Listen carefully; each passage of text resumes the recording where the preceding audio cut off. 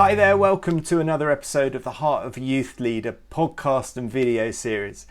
We are coming to the end of our series looking at the characteristics of Jesus. In fact, we've got our last one next week. And if you've missed any, do watch back or listen back through the episodes over the last few weeks, because it's so wonderful to spend time looking at who Jesus really was and really is. And it's all because we want to make sure that we are introducing children and young people to who Jesus is, because if they get to meet him, to discover who he really was and is today, why on earth would they choose not to follow him? The problem comes when we don't actually introduce them properly to him, but we introduce them to religion or to church or to Christian behaviour, expecting them to do the right things, to say the right things, without knowing Jesus for themselves. And of course that starts with you and me, doesn't it? About actually how are we growing more like him? And I've been enjoying these few weeks preparing each time for these podcasts to explore these different characteristics of Jesus, and just to be in awe of who he is and his goodness and his perfection, and that we get drawn to be like him is amazing. And sometimes I can feel like the gap is too wide, but it's by his Spirit that I become like him. And the beautiful thing is that because of Jesus, the Father sees us as perfect. He sees us as his children. And so today I want to talk about Jesus' commitment, being committed and devoted to what he was called to do. People who are not committed will never change the world. Young people are looking for people who are steadfast, who are committed to what they believe in and to what they're doing. They don't want to see people who commit for a short period and then leave. In fact, I went through a season a while ago when, as a youth worker, many of my volunteers just kept changing, not for any negative reasons, but people changing circumstance, whether it was moving away or a new job or starting a family. And we had a real high turnover of leaders, so much so that when new leaders came in, they struggled to make real connection with the young people. And I discovered that it was because they didn't really expect the leader to stay very long. And it's like, subconsciously they were thinking, well, what's the point in really investing in getting to know them if they're only going to be here for 6 months and then go?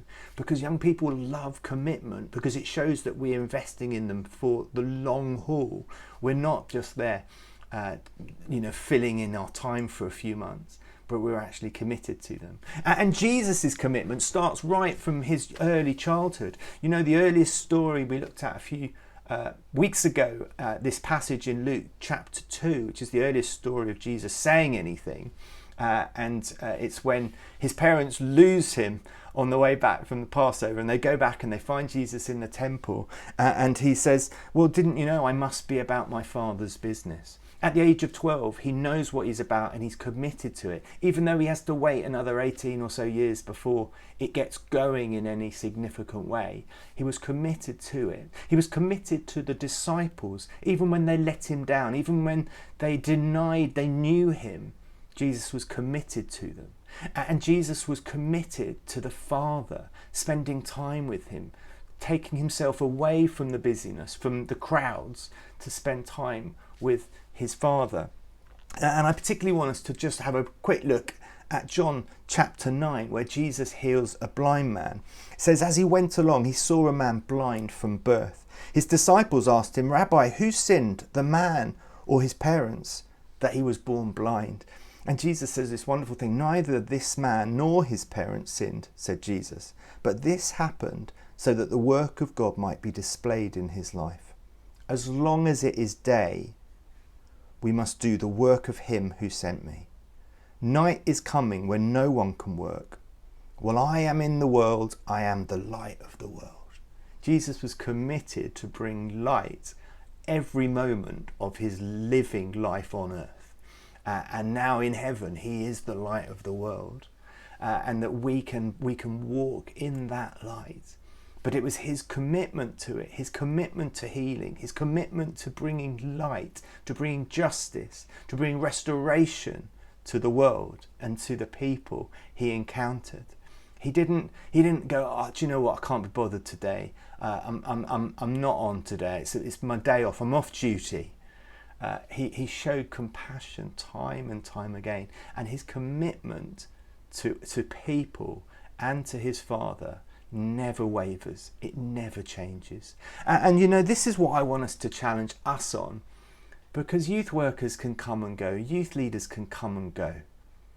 We move on to other things, and I want us to challenge that for us today.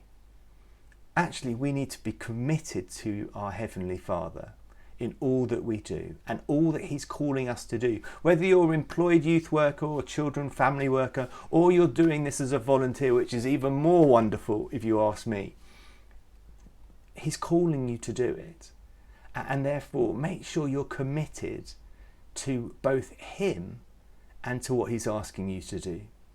And I think sometimes life gets difficult and we think, oh, I don't know how much longer I can do this. Oh, maybe God doesn't want me to do it anymore.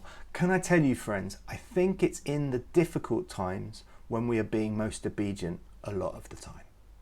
It's in the difficulty where we find the blessing. Because when it's difficult, we lean on God to provide. When it's difficult, the evil one is not wanting us to succeed, so it gets harder. The battle belongs to the Lord. Don't see difficulty as God taking away his calling on your life. Actually see it as a confirmation, because he wants us to trust him, to be committed to him, and to be obedient to whatever he tells us to do. As Mary, the mother of Jesus, says to the servants at the wedding at Canaan in John chapter 2. Do whatever he tells you to do. And so, my friends, let's be committed to God. Let's make sure we're having our daily worship times, that we are enjoying God's company for our own sake, not so that we can be better leaders, not so that we can have stories to tell young people, not so we can have sermon illustrations or whatever it may be, and those things may be happy byproducts. But let's enjoy the Father's company for who he is, and that we are his children who he delights in. So can I challenge you this week? Take some time each day to go, am I committed to you, Jesus? And what are you asking me to commit to for this year ahead? Go for it.